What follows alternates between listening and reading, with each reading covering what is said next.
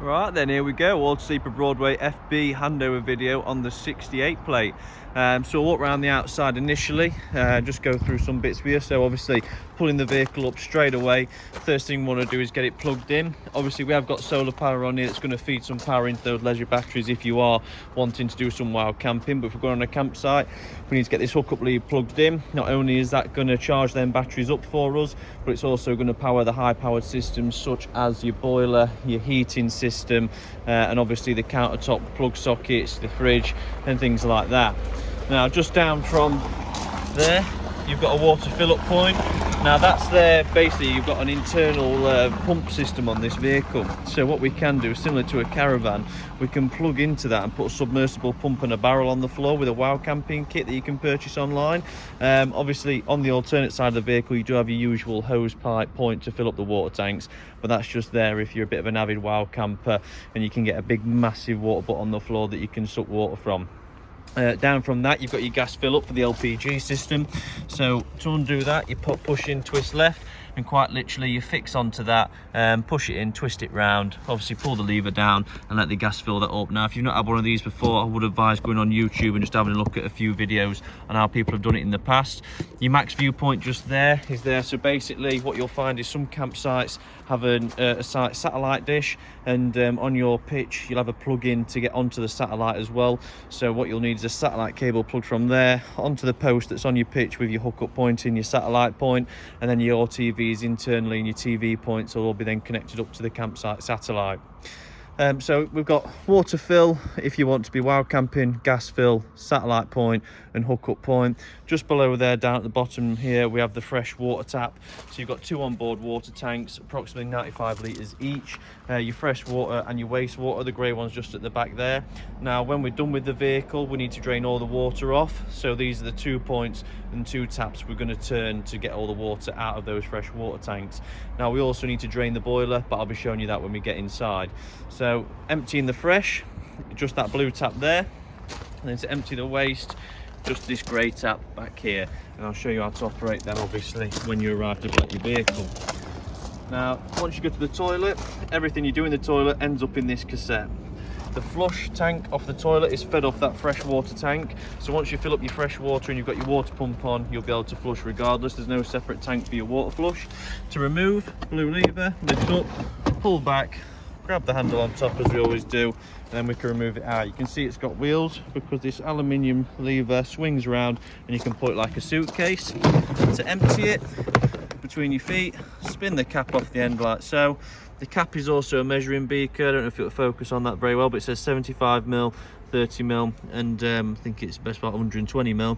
You put your blue liquids in there. So once you've took your cap off, you tip it forward, empty the cassette out, you put your blue liquids in this cap, and then you shove it in just like that, spinning it on nice and tight and spinning it back round. Now that is your toilet cassette emptied, refilled with your blue liquid, and then what we want to do is push it back in until we see that blue lever click just like that. And now that is your toilet cassette changed and ready to go.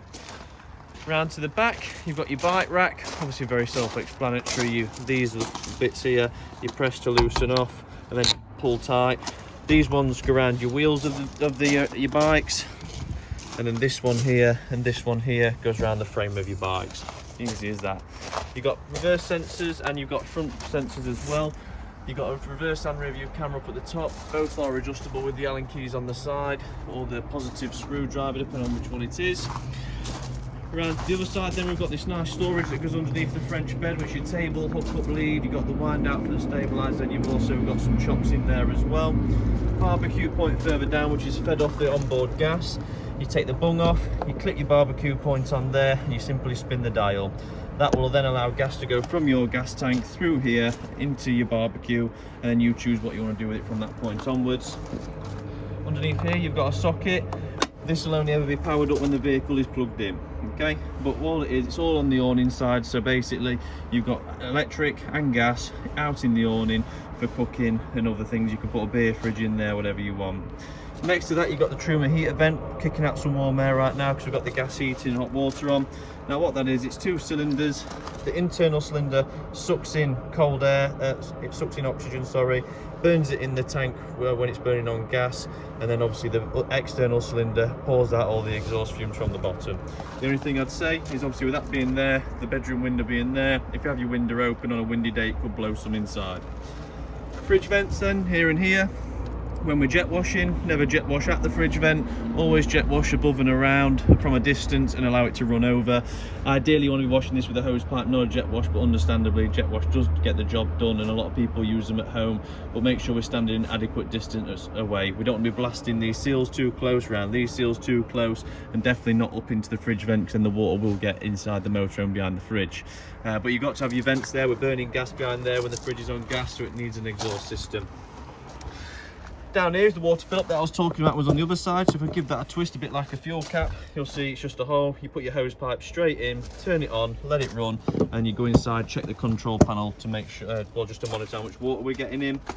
Below that, you've got your wet locker storage, and then down at the front, just here, we've got the diesel fill up and AdBlue fill up. So diesel fill up is nice and easy, just with your normal key. So if I get the ignition key out, flick it round, push it in, spin it left, remove, make sure it's set in nicely, then turn the key right, and that's locked in. AdBlue is just a twist and pull. You do have on your dashboard, it will tell you how many miles to zero you have on your AdBlue, and you want to approximately fill it up with 7 to 10 litres each time to get the light to go off. Once you've filled it up with AdBlue, you will need to drive the vehicle for a number of miles. I think it's averaged between 15 and 30 in order for the sensor to pick up it's filled up and reset. To get underneath the bonnet, try opening that up, that'd be a good help. Open it up, just there, pull on that lever, and that's going to grant you access under the bonnet. You got your Autosleeper weight plate just on the side there, nice and clean, ready to go. So externally, that's about it. So you've got your water fill up, your gas fill up. You've obviously got emptying the toilet cassette, draining your fresh water and your wastewater. We've got the external electric and gas on this side as well. Your heating vent, you've got a locker down at the back for storage, wet locker at the front for storage, diesel fill up behind the passenger door with your AdBlue, then access to the bonnet is just in that passenger doorway. One thing I would say is when we're storing the vehicle over winter or even in summer for a long period of time and not using it, we always, at home we've got a motorhome as well obviously, and we put the elasticated overshoes that you typically have to wear on factory floors and things like that. We put them over this vent here just to stop it, stop any dust and things getting in over the winter period, dead leaves, you name it, all that, spiders. So we just wanted to obviously stop things crawling up there that could cause any blockages, as it is an exhaust. So the second it feels like it can't get the air out and it's struggling, it will bring up a fault, because again, it is exhaust fumes. They don't want them coming back in the motorhome. So if it picks up any identifier that it thinks it's not getting all the air out, it will kick up a fault. Okay. Control panel's nice and easy. So this is on sleep mode. Press any button to wake it up. So straight away on the screen we've got leisure battery levels, so 13 volts in leisure battery, how many amp hours capacity is left in the battery, how much solar is getting put into the vehicle at this point, and how much ampage draw we're putting on the battery already. So we're using 5.5 amps of power. So obviously, you know, you can just do the math and work out how long you've got left. If you go the other way, let's have a look. You got your vehicle battery. So it's showing the voltage in the middle there, so 13 volts in the vehicle battery, leisure battery as well. Fresh water tank, so you've got your water levels as well. So what that's saying is we've got 50% fresh water, we've got 25% in the waste tank, so we'll be able to show you them draining when you're here. Wrong way.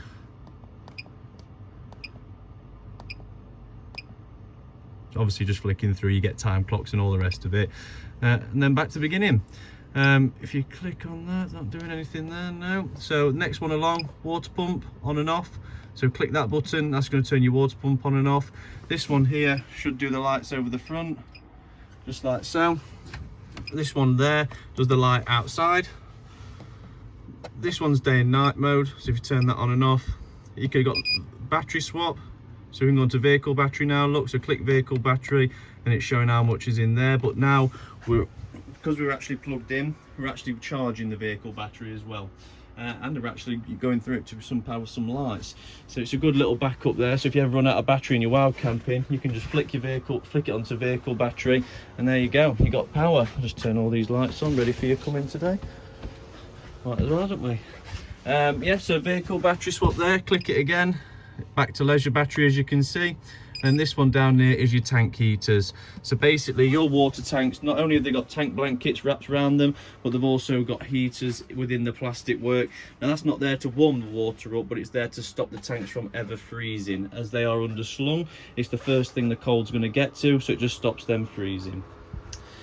Your hot water and heating system is very easy. At the minute I can tell you've got the heating on gas on a 2 fan speed, but if we go to here, the motor with the thermometer, that's your heating. So we can go heater or AC. So we can have it on heating, click again, hot water, have that on hot. Then we can go down to your power source. We can have it on mix 2, which is gas and electric, gas on its own, or just electric 1 or 2. The 1 stands for 1 kilowatt of electric, the 2 stands for 2 kilowatts. So obviously high and low power, high and low power. The mix is really good for when you're abroad. Some campsites abroad, they'll only give you a really low powered socket, so maybe a 4 amp, so you wouldn't be able to run the heating on 2 kilowatts of electric, and you don't want to burn through all your gas, so you might put it on gas and 1 kilowatt or gas mix 1. So you know, you could do it in that sense. I've just noticed there that the heating's in Fahrenheit, so I'll show you how to change that moving forwards. Once you've selected your heating hot water, you then can choose the fan speed, high or eco. So high, keeping it nice and warm. This one down at the bottom left is the timer, so we can 7 minutes or, oh sorry, hours, sorry for minutes, so 14 hours. So anything you've selected above this black line on this main page here, you can set the timer just there for how long you want it on for. This down at the bottom here, obviously just the lighting side of things. Heater, timer or daily event timer, so we can have this on at any time of the day. So if I clicked in then 11 minutes past 7 every day, these settings would come on.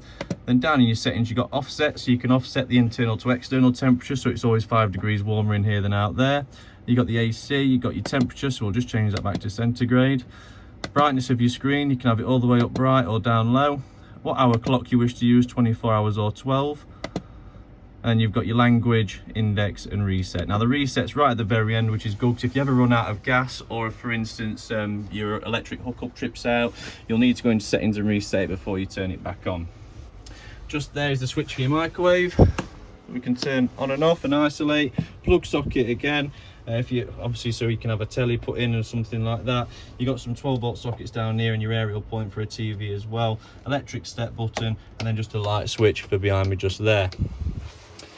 Right, I have to take my coat off, it's absolutely jam hot in here. I'll just whip the coat off and we'll carry on. So obviously the control panel and the heating system, gone through those now, nice and easy, nothing too strenuous there. So what I'm going to go on to now is the fridge settings. This is in sleep mode. We wake it up just like that, and these squares are actually touchscreen buttons. So if I click this, it's going to go through the fuel sources. So it's a 3-way fridge. You've got gas, electric and battery. Now the gas is obviously for wild camping. So right now, if we didn't have a hookup lead in, we can get the fridge cold on the gas just like that. So turn it on, click this until you get to the flame and it will light on gas. You can have it on automatic mode, to which automatic always chooses the hookup lead first, then it goes to gas and then battery. The battery mode on the 3-way fridge is not there to cool the fridge down. What it is there to do is retain whatever temperature you've currently got the fridge at on your journey to your next site. So if you wake up in the morning, you're going away at 12 o'clock, at 11 o'clock you need to get the fridge cold on gas or electric. When you're about to set off, you want to come into here and flick it over to battery, just like that. It obviously won't be flashing when you do so, because you'll go to the vehicle now and turn the engine on. If you've had it on the hookup or the gas before, like so, whatever temperature it's got down to before you put it on battery, once you put it on battery and start driving, the vehicle and the fridge will maintain whatever temperature it is at until you get to your next site or wherever you choose to stay. And then when you get out, you want to come on and put it on gas if you're wild camping, or on hookup if you're at a campsite. And then between the morning and you traveling and getting there, your fridge won't have dropped any temperature at all. Now this one here is the temperature of the fridge, 5 being the coldest, 1 being the warmest. And this button here, basically what that does is you've got some seals all the way around the fridge, and that end one just there, that heats them seals up. Now the reason it does that is because obviously the fridge might stay on for a number of weeks if you're in it for that long, and you don't want your seals sticking to the fridge and freezing to them. Okay, so that's just there to warm them up, just so they never stick. I'm just going to turn the fan speed on the heating down because it's absolutely red hot in here. I'm going to have to take the quarter zip off in a minute and get the aircon going. So we should have some running water through here now. Now when you first set a motorhome up, this has already been set up quite clearly so the water purges out nicely, but what I would expect is some coughing and spluttering of the water as it slowly gets the air out the system. So then your pump will keep ticking away, build up pressure, and then eventually once it's rebuilt that pressure it will turn off. Just here we're just going to get the hobs going, so I'll just click them just like normal at home, just like normal, push, twist, light. Nice and easy. When you turn your electric hob on, your red light will come on to let you know. So it's very easily done. You're talking away in the kitchen, your trouser pocket catches it or something like that. As you lean on it, you can turn it on very easily. So the light's your indicator to let you know. None of the gas hob will work unless this glass screen is fully retracted back, just due to the fact that that is a heat shield. You know, it's there to stop any flames and, you know, temperatures getting around the plastic work on the window or the woodwork on the side, hence the glass panel just there. So none of this will work unless it recognises that's been pushed back. For your fan, your left hand side is low fan speed and your right hand side is a higher fan speed. Don't know if you can hear it very well. Then you've got one light or two lights. Nice and easy. Oven's exactly the same. Down below the oven you've got a nice storage compartment just there that you can see, so we can use that for your pans and crockery. We've got plenty of cupboard space in the kitchen, little kitchen roll holder just there, drawer, habitation aircon remote, extendable worktop underneath there as well, cutlery drawer, and then down at the bottom, I've been in here, kitchen roll holder, already been in that one. Above the kitchen space, got your wine glass holder and your bottle holders in there. Down to the right, all your crockery from Water Trail.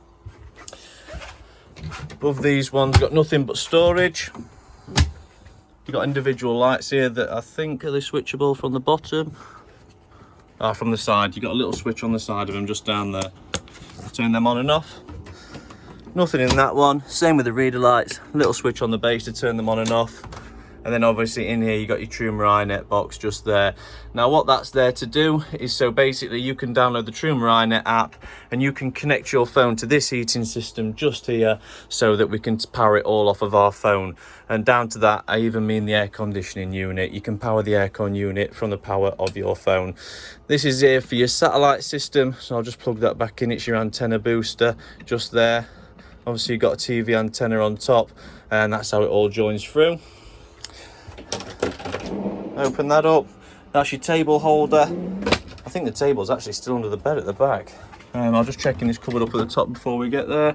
Nothing in there.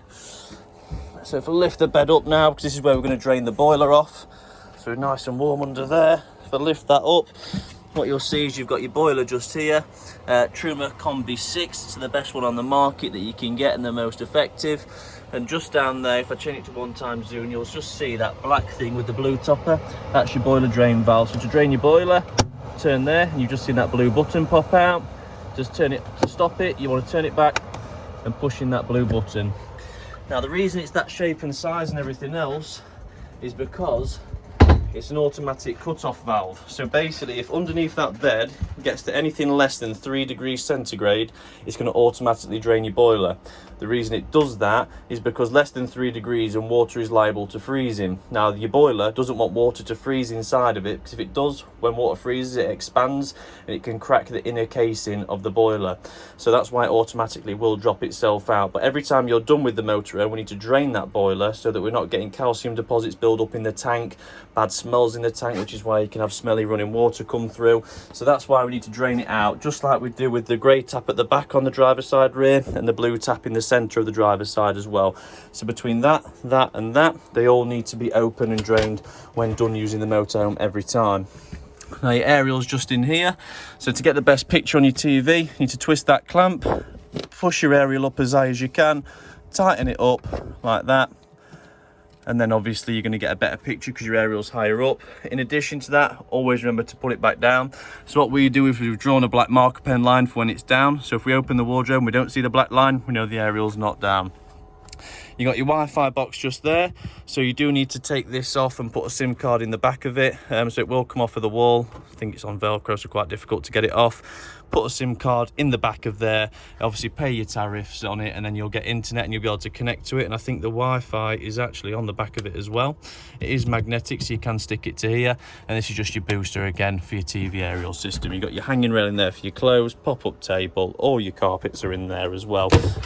Nice, stored away nicely, which you might find you might end up taking them out and putting them in at home. Obviously first aid kit that comes with the vehicle. Thinking there's just some bits to do. Let's have a quick look. Just got a little plug-in in there. That's a Milenko locking device kit that the previous owners left in, so we left that in for you. In your washroom we've got the extractor fan going away like crazy.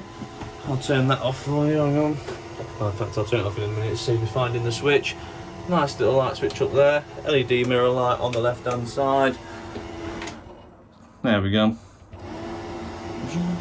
Just gets the extractor fan going. But yeah, running water in the back, nice and nice.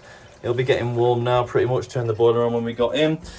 This is here to let you know your toilet cassette's empty. When it's full, it will change colour. To flush your toilet, you need the water pump turned on your control panel. And you push that button, the water will come through. Pretend that's a wee. Now to get rid of the wee, we get the grey lever and we push it towards the shower cubicle. Once we're done, we pull the lever back to close it back off to stop any smells coming up. And we're not using the toilet, I just face it to the left to make a better walking space getting into the washroom.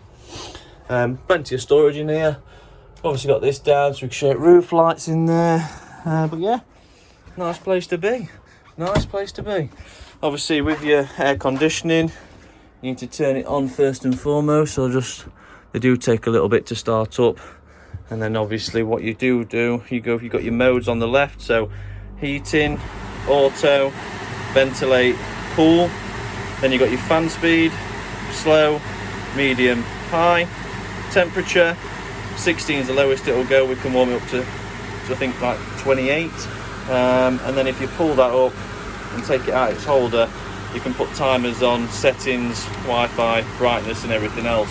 But nice and easy to use, to turn off. Click it and eventually it will turn off. You can also power all of this through your True Net system, which is why you see that's turned to a snowflake now and it's not on heating anymore. So if I go into here, click that from the AC to heater, and then I can select the temperature up to 30 like so, and that has instantly turned off the aircon unit, and now the heating will slowly come on. Nice and easy, guys, nice and easy. But I'm looking forward to having you over. I hope you enjoyed the handover video. I hope you find it informative and instructional. Just to finish off the handover video, in the front you've got your fuse board down there with some very familiar switches which are on your control panel as well. It's just a secondary to it. If these are all lit up, that's good. If they're unlit, it's because you've switched them off. So they're just like isolator switches. You've got your main circuit fuses in there, just like you'll see at home. And then in here, you've got all your inline 12-volt fuses. Always good to carry a pack of those around with you on your travels. You never know when one might go. Lifting the bench up, you've got some great storage under there and your leisure battery under there. You've got your water tank heater switch as well, so that will need to be on in order for your tank heaters to work. Obviously, I ain't got them switched on the control panel, so if you turn them on the control panel, just make sure you turn that switch on afterwards, as again it's another isolator. And underneath this one you've got nothing but storage that I'm sure you'll fill up in no time. But I hope you've enjoyed the handover video. The only thing I've not gone through is the cupboards in the back. Obviously there's nothing in there, but all these lights are touch, so we can turn them on and off nice and easily. But great motorhome, you're going to love it, I know you will, and I hope you get much use out of it is what I think you will. But yeah, enjoy it guys, and hopefully it's not the last we see of you. Take care.